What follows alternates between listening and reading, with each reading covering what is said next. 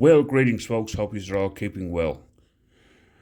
The largest of the gibbon species, who is also referred to as the greater gibbon, the Siamang Gibbon, is known for their graceful movement from tree to tree, and it's also known for their impressive emotive calls.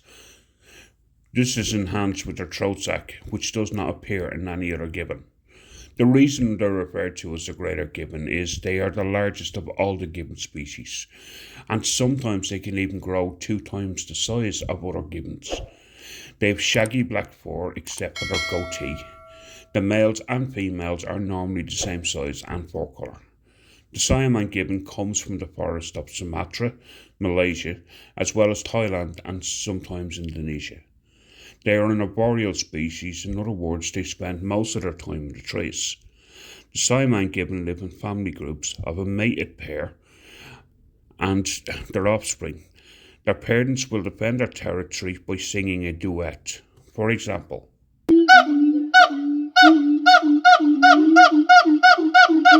if an intruder is discovered, the male will confront the intruder, while the female will hide with her young.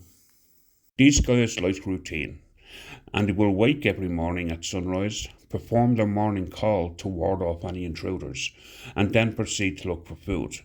It has been observed that it takes normally 5 hours a day to fill their bellies, and the reason for this is their diet.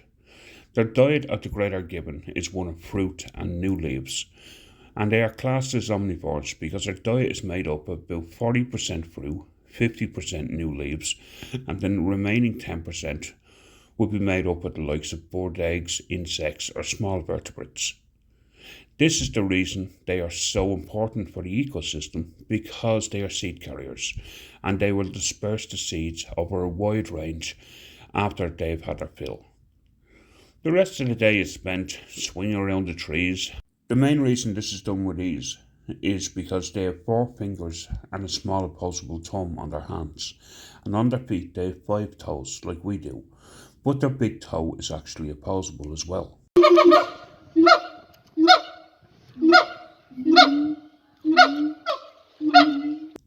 The opposable thumb and the toe is lacking in other members of the gibbon family. The Siamangs can grasp and carry things with both hands and their feet.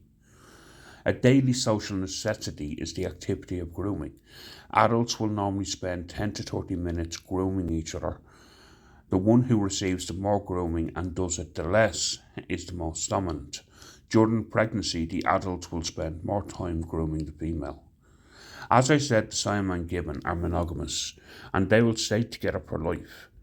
They do not breed seasonally, but do produce a single young every 2 to 3 years. The gestation period will last about 230 days or 8 to 9 months, and the infant will cling to its mother for the first 3 to 4 months of its life. The young will then proceed to nurse for the next 2 years from the mother. The male will actually help with the raising of the young, and so will older siblings. They will normally reach their sexual maturity between 8 to 9 years of age. The lifespan of these wondrous apes is about 25 years in the wild and about 40 years in captivity. Sadly, according to the IUCN, the Siamang Gibbons are endangered. Their numbers have declined by over 50% over the last 40 years, primarily because of the illegal pet trade.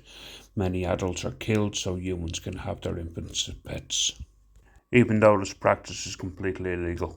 Well folks, up next is a Lar Gibbon, the weirdest primate you'll ever see, which is on screen now.